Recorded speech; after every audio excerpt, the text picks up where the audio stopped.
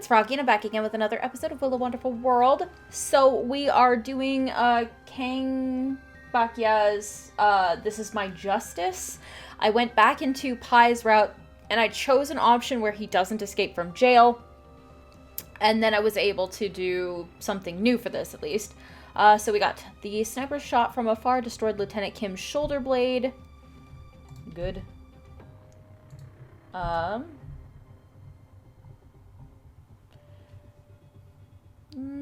My instincts had immediately pulled Kim in front of me as a shield when the wind blew open the curtains in case there was a sniper. Otherwise, I would have been the one that got hit. The bird chirping must have been a signal for the shot. I pulled Kim up off the floor. When I grabbed his shoulder, I intentionally stuck my right hand into his wound. He let out a scream of pain. Keep screaming. You'd better let everyone out there hear you. The sniper vanished almost instantaneously. It was complete chaos on the ground. It seemed like the old man had not ordered the shot. It must be that stupid pretty face again. The loudspeaker buzzed again. I promise you I will personally supervise the investigation of Min Jun's case. You won't be detained, and you can be part of the team until we uncover the truth. Trust me, Lieutenant Kang. I could hear how sincere the old man was just from his voice. It reminded me of the time when he handed me the appointment letter. If I had a little more time to find definitive evidence to convict Kim, Lieutenant Jigal would have wanted that too, right? I sat down by the wall next to Kim and waited for the old man to send his people in. I was exhausted. A few minutes later, a 5-person team entered the house. Strangely, they were all wearing bulletproof vests. One of them untied Kim's hands and feet. I stood up on my own, but they didn't try to take me in. Instead, 5 guns were shoved in my face point blank. I took another look. All of them were from Unit 3. It wasn't the old man's fault. It was me who had been too trusting. 5 fingers touched the trigger simultaneously. They pulled a little more. The pins hit the bullets. The bullets flew out of the barrels. With swirling airflows at their tail, they were flying towards me. No, they were flying above me. Oh no, it was me who had just fallen to the floor. Something had just grabbed my ankle and pulled me down. All 5 of them were in shock for a brief moment before one of them was suddenly struck down after being hit by the palm from above. 1 down. The second one was kicked in his crotch. He curled up into a ball and rolled into the corner. 2 down. The third one was hit by a series of heavy punches, the last of which sent him flying to the other end of the living room, knocking out the 4th man. Only 1 left. When his weapon was snatched from his hand by a white ribbon, he was so scared that he jumped out of the broken window immediately. All of a sudden, there was nobody left in the room but Kim, me, and that stupid kid, Chang Jianmin. Yeah, my boy! Aw! He was breathing heavily and had blood all over his face. He must have been through some stuff earlier, too. He tossed me a small metal box. It was a recorder. I pressed play. Kim's voice came out. Next to us, Lieutenant Kim wet himself upon hearing his own voice. Hey, where the hell did you... I stopped myself. I realized that the kid had fallen asleep. He had fallen asleep while he was standing up. I moved the kid's right arm over my shoulder. I felt his coat rub against the old scar on my neck. I had gotten it when I was still a kid, trying to save someone from a fire. Oh, and he was wondering, too, where that came from, so it's nice to know. I was 13 years old, and I happened to be walking past a burning house. Someone was calling for help inside. It was a quiet, rural area, and I couldn't see any other people nearby. I had no choice but to rush in. Inside the raging fire, I carried a little child on my back while trying to get out of the house. My pants caught fire. A nearby cabinet collapsed, and 2 nails sticking out from a piece of wood caught me in the neck. The only thought that I had in my mind was, why am I so unlucky? I was just passing by. So when the kid I just saved was crying and thanking me, I suddenly wanted to say something funny to him. I remembered a line from a cartoon that was on TV every day. The hero of the show would yell the same line at the end of every episode. I imitated him and yelled, "This is my justice!" The little kid laughed. So did I. Oh my god, did he save Chang Jianmin from a burning house? Later I became a policeman. Although not many good things happened to me since then. Disappointment, despair. a feeling of powerlessness when I wanted so badly to accomplish something but couldn't. Still, I knew I hadn't made the wrong decision. I had no regrets. Ha! Yeah, there it is finally! My goodness! 만약 돌아갈 수만 있다면. Farewell, Busan Police Precinct.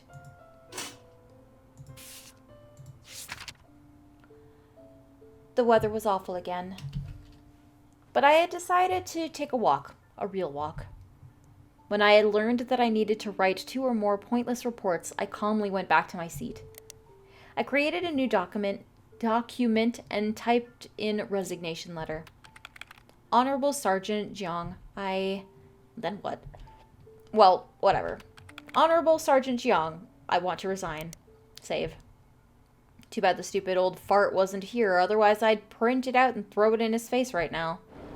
I was sitting in the hall of the embassy, waiting to apply for my visa to another country. It was packed with people. Because of the weather, the floor was covered with muddy shoe prints. I took a waiting ticket and put it closer to my eyes so that I could see the number. It still felt a little warm in my hand. 1239. Since the fight in the woods, my sight had become terrible. Although, since I didn't know how to fire a gun anyway, I didn't really make that much of a difference. The number on the screen was still in 3 digits. Really? Were there so many people going abroad every day? I had no choice but to find an empty seat and wait. Korean ginseng, kimchi, and what? Oh, spicy sauce.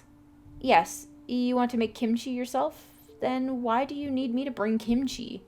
Sitting next to me was an old gray-haired Chinese man who was still on his phone. He was speaking loudly in a foreign language, which had attracted some attention. But his husky Chinese had triggered some of my memories. I was going to China this time, too. A big, bald monk I knew lived there. He was about the same age as the old man next to me. There were also a bunch of men of different ages who were training with him. They all had the same haircut, and they were also different and vibrant. In that place, there was no flattery or disdain, no cheating or lying. Every day, all I needed to do was practice and train, nothing else. I remembered that Master liked spicy food too. Maybe I should bring some kimchi as well. Actually, never mind. There were too many mouths at the Shaolin Temple. If I brought something just for the Master, I might be better off not bringing anything at all. Well, I could bring some spicy sauce myself too, so that I could make kimchi for them. It might be more convenient anyway. The first time that I had met Master, he had been practicing in the bamboo forest by himself. I was in the middle of Mount Song on my way to the temple. He was the first Shaolin monk that I had ever met, and he knew Kung Fu. The 14-year-old me was so in awe that I thought that I had just met a god. I immediately dropped to my knees and asked him to take me on as a disciple. Master didn't have a lot of words. He simply asked me, "Why do you want to learn Kung Fu?" I said, "To fight for justice." He said nothing except to tell me, "Go hold a rock," and left. So, I held a 25-kilogram rock and struck a horse stance in the bamboo forest for a whole night to show him my dedication and determination. The horse stance is one of the most fundamental techniques in traditional Chinese martial arts. The stance requires the 2 feet to be slightly wider than shoulders, and the knee mildly bent, as if riding a horse. Practicing horse stance can help maintain an inner balance of both qi, as well as enhancing core and leg strength and balancing skills. In addition, it helps to increase mental focus and dedication. However, if the goal is bodybuilding, squats are more effective than practicing horse stance. Not until later did I learn that Master was not particularly senior in the temple. Even so, I was still very lucky. The way that the temple trained their disciples was pretty similar to the regular school. They had some training in martial arts as well as regular schoolwork. The kung fu they learned this way would be more than enough for self-defense, but way too basic for fighting crime. But my master was not like the others. Not only did he teach me for free, he also taught me so many more things than the paying students had ever had the chance to learn. We would meet in the bamboo forest outside the temple every day before the sun even came out and trained until sunset. I had always fantasized about learning the incredible art of Chinese Kung Fu. So, I learned Chinese on my own and watched tons of Chinese Kung Fu movies. I was always particularly fascinated by the skill of pigtail fighting that I had even grown out my hair so that I could learn about it. Ah. A specific type of martial arts move that uses one's pigtail hair for both attack and defense. It was depicted in the novel The Miraculous Pigtail by Chinese writer Feng Jisai. However, whether the move is real or not is debatable. Some people believe that it used to be a real skill, but it was soon forgotten because it looks too stupid in battle. If Master hadn't told me that he didn't know it, the tail, I would have probably still be growing out my hair. The tail would probably still be growing out of my head. By the time that I was old enough to enroll in the police academy, I said goodbye to Master and left the temple. I hadn't been back for 5 years. The number kept rolling on the screen. Although I didn't seem to be going any faster just because there were so many people waiting in the hall. These damned officials. Can't you guys just be a little more efficient? The woman to my left complained. She threw her ticket on the table then left. I took a peek at the number on the ticket. It was 194. Wow, a lot of numbers. I was just about to reach for it when the old man next to me grabbed it first. Then he gave me a smile. Oh well, you should have it then. I was in no hurry to get back anyways. Go back for what? To help the old fart make up stories about where he had gone for business, vacation, how many conferences or tours he had attended, and how much he had expensed for receptions, sauna, and bars. If Lieutenant Kang had been there, he would have said it was all bullshit to his face. If he was still here. I clenched my fist so tightly without realizing it, I almost crumpled the ticket entirely. I had to stop myself and unfold it. After who knew how long, it was finally my turn.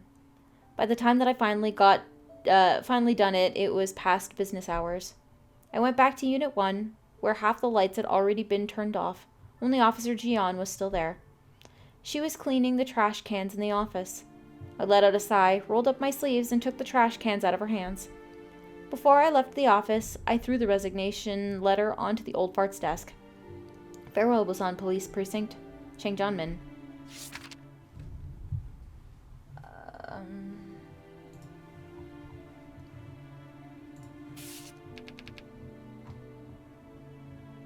Let's see.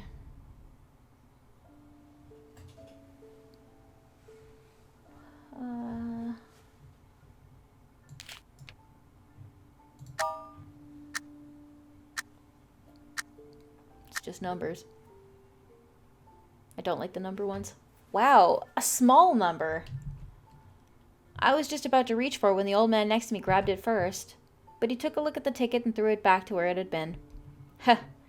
914. The old man must be a little superstitious. 914 in Mandarin Chinese sounds similar to the words about to die, which is why it is considered by some superstitious people as a bad omen. In Mandarin Chinese, there are many phrases that can be expressed by phonetically similar numbers. For instance, 895 means hold me tight, 62 means awesome, dialectical, and 5201314 means I want to get you into my bed. Literally, I love you forever. Similar phrase number pairs could be found in many other languages too, including English. Like 181. I finished the application 2 hours earlier than I had expected. It was still early. I went back to the station. Unit 1 still made me feel as miserable as it had always had. The senior officers, who were completely oblivious to other people, kept smoking in the office.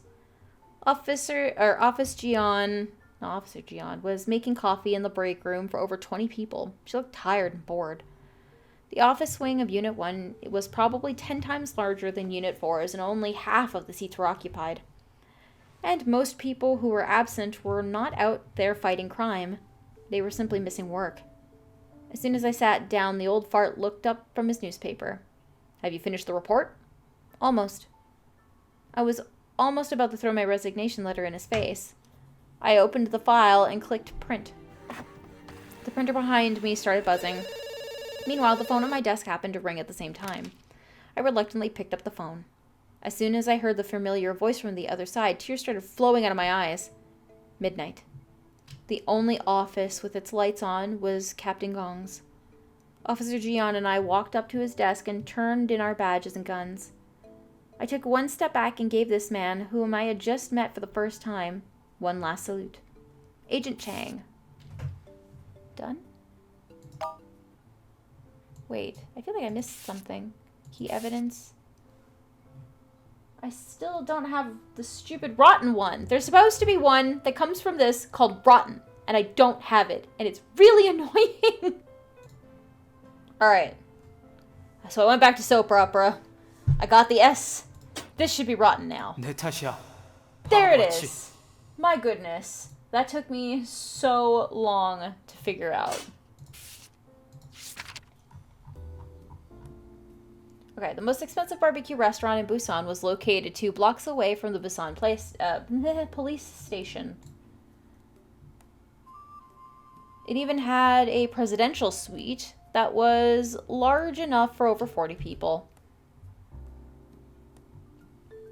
The sergeant of Unit 1 was standing on the stage with a bright red face. He was fondling a few surviving hairs on his head while singing horrendously off-key karaoke of some crass internet viral songs. Below the stage, however, the entirety of Unit 1 was cheering him on. Officer Jian and I were the only 2 people sitting quietly in the corner feeling completely out of place. It was the send-off banquet for Sergeant Jian. Sergeant Jiang had to move away from Busan due to family reasons, and he had applied to be transferred to the Icheon police precinct. Starting next week, we would have a new sergeant. For me, it had been the best news that I had heard in a long time. The old fart had never truly considered Officer Jian and I to be members of his unit, because of our history with Unit 4. Ever since we had been transferred here, all I had gotten to do was fill out reimbursement forms for his traveling expenses. Officer Jian had been treated even worse. She had been doing all kinds of chores, like making coffee or cleaning the office. Sometimes he even had her clean the trash cans. Even the new interns had never been treated this way. It was totally sexist. We had been here for a month, but we had yet to meet the lieutenant of Unit 1. In fact, everything had been under Sergeant Jiang's command long before us. Contrary to popular opinion, the members of Unit 1 were not so-called elite police officers. The most important part of their jobs was to figure out how to suck up to the Sergeant Jiang, not to solve more cases. Some of the most senior officers here had been completely checked out a long time ago. All they ever did was browse travel websites or do online shopping in the office. It was a textbook example of a waste of taxpayers' money. In any case, Sergeant Jiang had enjoyed more than a few drinks tonight. His face was completely red and he looked like he was having a great time. Don't worry. Although I will be leaving you soon, the new sergeant is a close friend of mine and he'll still take good care of every single one of you guys. Thunderous applause. Sir, we will keep up the good work. Sir, I will flight to Icheon often to visit you. Sir, don't forget to send us souvenirs from Icheon. Of course I will never forget you people. Sergeant Jiang held up a cocktail glass. I will miss all of you very much. I took another bottle of beer. Sir, you are the police officer that I always admired the most. Dead silence. Everyone, including Sergeant Jian and Officer Jiun, were staring at me. Knowing that we were unpopular with the sergeant, most of the members of Unit 1 had never interacted with us that much, so that they wouldn't offend the sergeant. So hearing me saying that I admired the sergeant must have felt as shocking as witnessing a nuclear bomb being dropped. But there was nothing shocking about it. The sir I was referring to had nothing to do with that mostly bald old fart. I was thinking about Lieutenant Kang. I still remembered the night when Kim Jong-ho had been officially arrested. Lieutenant Kang, Officer Jian, and I had a small celebratory dinner in a small barbecue restaurant completely unlike this one. I had thought that the ideal police career I had always hoped for would finally begin. However, Lieutenant Kang went missing a few days later. Everyone now still had no idea why he left us, where he had gone, or if he had run into some danger. After Lieutenant Kang disappeared, the entirety of Unit 4 was only Officer Jian and I, and the captain had no choice but to transfer us into Unit 1. The whole of Unit 3 was under intense investigation, so there was no other places for us to go either. But I would have never guessed that Unit 1 would turn out to be so different from what I had imagined. Maybe once the old fox left, things would get better? Maybe I would still have a real chance at being a police officer instead of submitting phony reimbursement requests or fake expenses? I was feeling dizzy from the alcohol, and all I could think about was the memories from my days in Unit 4. I was about to open another bottle when someone slapped me on my shoulder. Hey, I would have never even realized in a million years that you, a kid from Unit 4, would admire me so much. I am so pleased. I've made a decision. I'm not leaving anymore. What the? I thought the old fart was just drunk and speaking nonsense. As it turned out, he really did eventually withdraw his transfer request and stayed on as a sergeant of Unit 1. Life had not changed at all. I was still submitting fake reimbursement forms every day. Officer Jian was still making coffee and cleaning the office. I should not have said that to him. I could have just missed Lieutenant Kang in my head. He couldn't hear me anyways. Chang Jianmin. Ay. My poor buddy. Police officer I admire the most. Check another bottle of beer.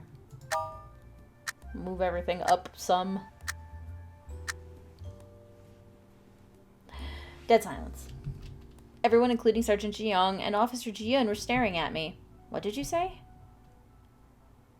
Officer Jian wagged her finger in front of my eyes, trying to confirm that I was still sober. I said I'll miss you all when I leave. You and Captain Gong, and that's probably it. I can't stay in this stupid Unit 1 for more than a second. All of these hypocritical idiots. I've had enough. I slammed the empty bottle on the table and stood up. The moment when I left my suite, I felt like a huge burden had finally been lifted off my back. I went back to the office wing of Unit 1. I turned on my computer and finished a resignation letter in only 30 minutes. And then I printed it off, tossed it onto the old fart's desk. It would be the first thing the new sergeant would see next week. I sat at my desk for a long time before leaving. I kept staring at the phone. I felt completely at a loss. I imagined the phone would suddenly ring and that it would be Lieutenant Kang calling. I tried to imagine what he would say to me and what I would say to him, but the phone never rang. It was all just in my head. I couldn't understand why he would simply disappear without even leaving us a message.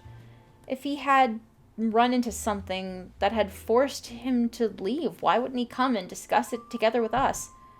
Maybe we had never been as close as I had always thought. My own justice.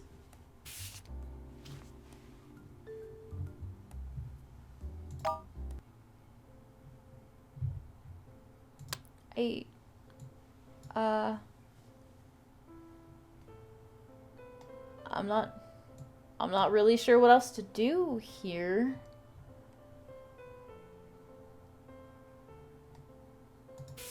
I do like the Z ending better, though. We're gonna go back to that.